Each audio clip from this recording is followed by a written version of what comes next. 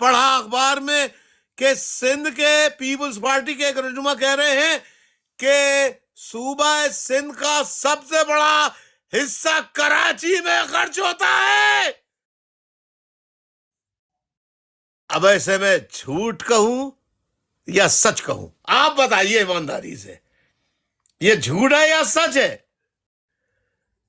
मैं तो कहूंगा अवाम आम शहरियों के लिए झूठ है, मगर ये जुमला ठीक है कि सिंध का सबसे बड़ा बजट का हिस्सा कराची में खर्च होता है।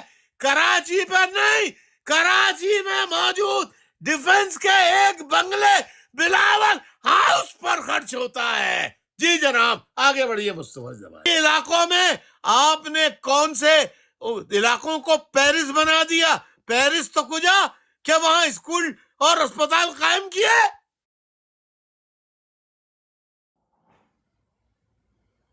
क्या किया वहां के अवाम की खिदमत आपने?